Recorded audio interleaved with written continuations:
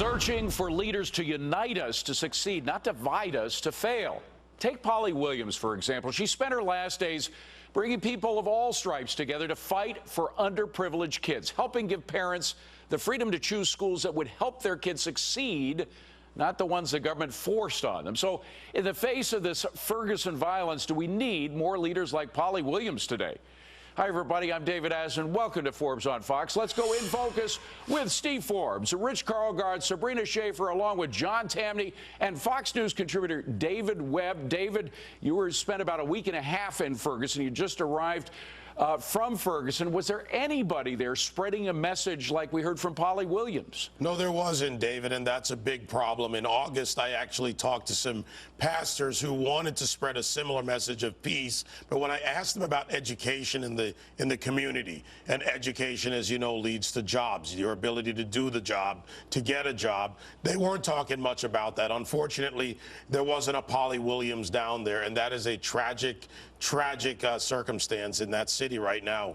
But, Rich, I get the impression that the media focuses more on the dividers than on the uniters. I'm sure there are other Polly Williams in the country, although she was unique. Well, that's the nature of our media world today. The more outrageous you are, the more, Twitter followers you have and things like that. Look, what Ferguson needs most is jobs, and I'm so glad that David mentioned that.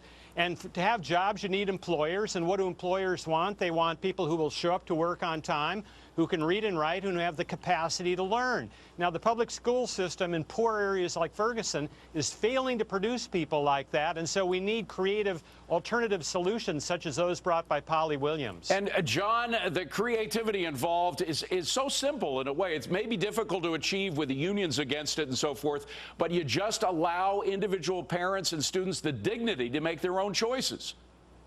Well, I think anyone who is enhancing individual liberty should be cheered, and obviously Polly Williams is among those. But I also think politicians make a mistake when they say that education is the path to prosperity.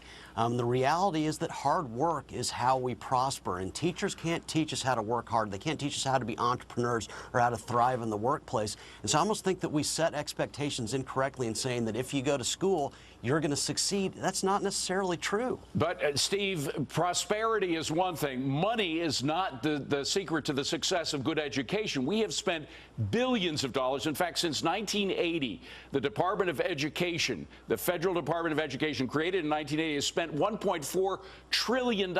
We haven't gotten the bang for that buck that we need. No, David, it's not a matter of money, and numerous surveys show that here and around the world. The key thing is having schools that work, and that means accountability to parents, and that's what Polly Williams stood for.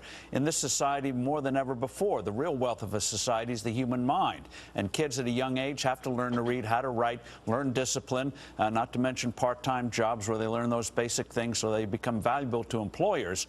And so that's where the schools are failing, and she understood, give parents a choice, make the schools accountable, and by golly, you're going to see really rapid rises of people who start with very little in life. Sabrina, unfortunately, right now in Missouri, the people who are more indoctrinating, interested in indoctrination more than education, are in the lead. One state senator suggesting that they now change the curriculum to include lessons on how to protest.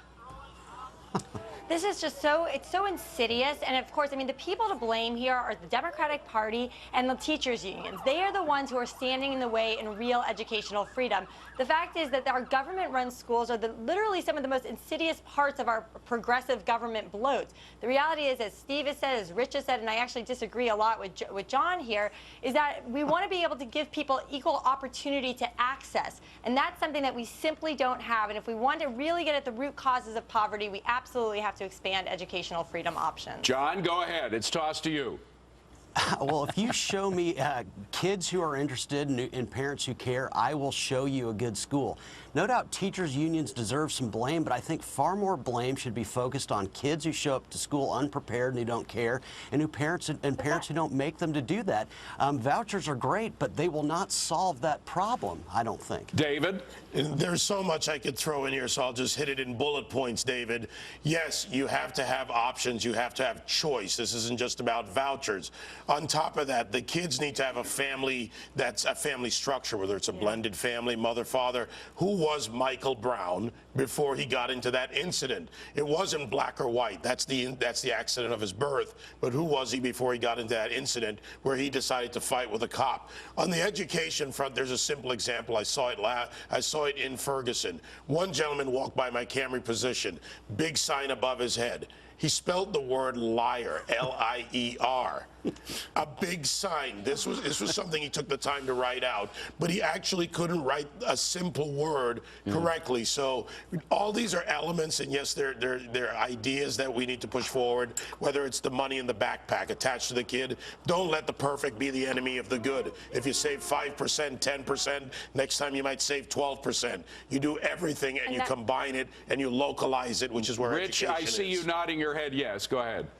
Well, I love the don't let perfect be the enemy of good is exactly, I think, the approach here. We're not going to get from Ferguson to some Ivy League college prep school level of public education overnight or maybe ever, but we have to have creative solutions. You know, John Tamny, with whom I agree 90% of the time, is wrong on this. And John, I think what you're expressing is your disappointment in the public school system in Ferguson.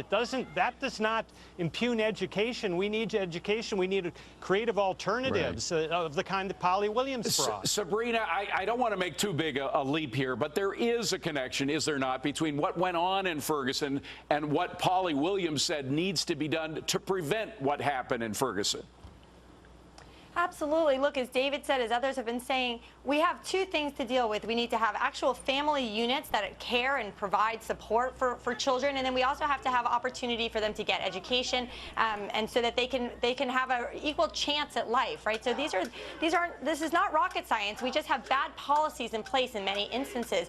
And one of the things is that we think that people are all going to be motivated to make changes based on sort of an ethical or moral argument. Right. The reality is we're not. You know what people are motivated by is cost. Saving taxpayer dollars. That's what gets people to support educational freedom. And Steve, that's what we should really be talking about. Steve, the vouchers bring together families in support of their children in a way that public education generally doesn't. Public education, you send your kids away, the government takes care of it. With vouchers, the family is very much involved in what happens to the kid. Yes, and it takes a handful of families, handful of mothers and dads to be an influence on other parents who say, gee, maybe we can do better.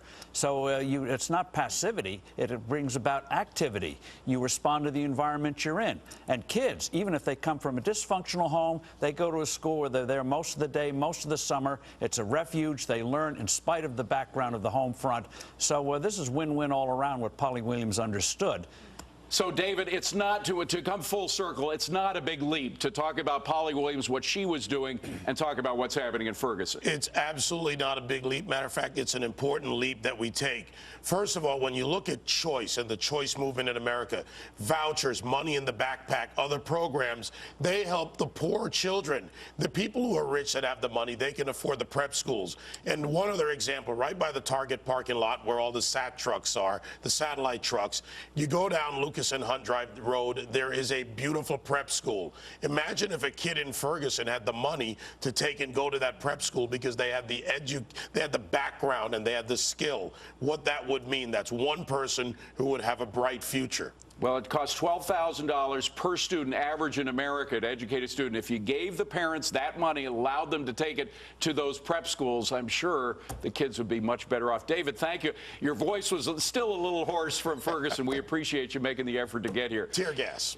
Okay, that too.